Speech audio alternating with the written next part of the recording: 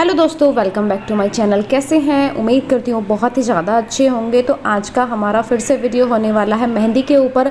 आप लोगों के डाउट्स हैं कि मेहंदी मत लगाओ, मेहंदी से वाइट हेयर हो जाएंगे। देखिए, मैं इतनी जल्दी मेहंदी लगा रही हूँ तो क्या मुझे वाइट हेयर हैं? मैं आप लोगों को सजेस्ट कर रही हूँ, तो क्या मुझे वाइट हेयर हो रहे हैं मेहंदी से? ये आपका सिर्फ एक डाउट है, क्योंकि मैंने यहाँ पे किसी डाई का इस्तेमाल नहीं किया है, ना ही किसी ऐसे कलर का इस्तेमाल किया है जो हमारे बालों पर साइड इफ़ेक्ट दे।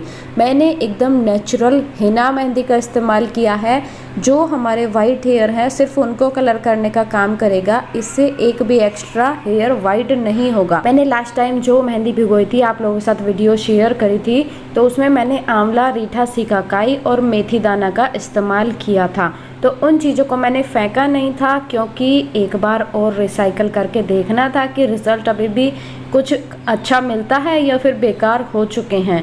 तो मैंने उनको धूप में रख दिया था, और धूप में रखने के बाद जब अब मैं इसका रिसाइकल कर रही हूँ, मैंने ओवरनाइट के लिए लोहे की कढ़ाई में उन सारे सामानों को भिगो दिया। और भिगोने के बाद आप पानी का कलर अभी भी देखो, इतना ज़्यादा डार्क वाटर का मुझे रिज़ल्ट मिला है कि चीज़ों को एक बार यूज़ करके सिर्फ फेंकना नहीं है। और अगर आप अपनी मेहंदी को चाहें तो सादे पानी में भी भिगो सकते हैं, और चाहें तो जो सामान आपके पास बचा हुआ है आप उसका भी रिसाइकल कर सकते हैं। बात करें मेहंदी की, तो वही मैंने हिना पाउडर का इस्तेमाल किया है। आसानी से किसी भी पंसारी के शॉप पे मिल जाएगा, आप ले सकते हैं और इस वाली मेहंदी का इस्तेमाल कर सकते हैं। और उसी अपने डार्क लिक्विड में मैंने अपनी मेहंदी को भिगोया है। भिगोने के बाद मैंने इसे 3 से 4 घंटे रेस्ट पे रखा है, और 3 से 4 घंटे के बाद मेहंदी का जो कलर आया है वो ग्रीन से एकदम डार्क ब्लैक कलर आया है। यानी कि मेहंदी पूरे तरीके से तैयार हो गई, रखी रखी अच्छे से एडजस्ट हो गई, और लगाने के बाद कलर भी बहुत ही अच्छा देगी। तो एज ए कंडीशनर यूज़ कर रहे हैं तो चाय की पत्ती के पानी में भिगो सकते हैं। आप एज ए कलर यूज़ कर रहे हैं तो आंवला, रीठा, सिकाकाई में भिगो सकते हैं। चाय की पत्ती का भी यूज़ कर सकते हैं।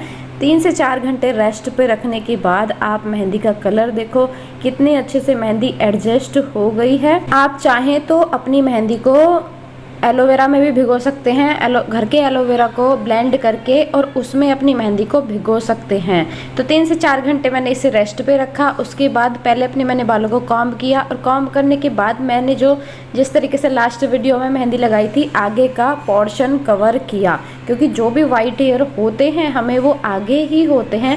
अगर वो अच्छे से कवर हो जाएं तो उसके बाद आप जूड़ा बना के भी एडजस्ट कर सकते हैं। चाहे तो खुले बालों में भी मेहंदी लगा सकते हैं। तो मैंने सबसे पहले आगे का पार्ट कवर करके उसके बाद मैंने अपने बालों में जूड़ा बनाया। इस मेहंदी को मैं अपने बालों में 3 से 4 घंटे के लिए रखूँगी, क्योंकि मैं मेहंदी को कलर के लिए इस्तेमाल करती हूँ और एज ए कंडीशनर इस्तेमाल करती हूँ। तो इसीलिए अगर हमें बालों में अच्छा कलर चाहिए, बालों में अच्छी कंडीशनिंग चाहिए, तो उसके लिए मेहंदी को कम से कम लगाने के बाद 3 से 4 घंटे अपने बालों में रखो। 3 से 4 घंटे लगाने के बाद अपने बालों को सादे पानी से वॉश करो, सूखने पर हेयर ऑयलिंग करो, और उसके बाद नेक्स्ट डे आप शैम्पू करो। जो छोटे छोटे ग्रैनुअल्स पार्ट हमारे होते हैं वो या तो आपके एक ही दिन में निकल जाएंगे, लेकिन कुछ ग्रैनुअल्स पार्ट हमारी स्कैल्प पे रह जाते हैं, तो उनसे डरने की ज़रूरत नहीं है। कभी सोचें कि सिर गंदा रह गया है तो प्रॉब्लम हो जाएगी। तो नेक्स्ट डे जब आप शैम्पू से वॉश करेंगे तो आपके सारे छोटे छोटे पार्ट भी साफ़ हो जाएंगे। बात करें मेहंदी की कि मेहंदी स्कैल्प को हद से ज़्यादा ड्राई करती है, तो आप अगर ऑयलिंग कर रहे हैं, आपके बालों में थोड़ा बहुत ऑयल लगा हुआ है, तो आप उन्हीं बालों पे मेहंदी लगा सकते हैं।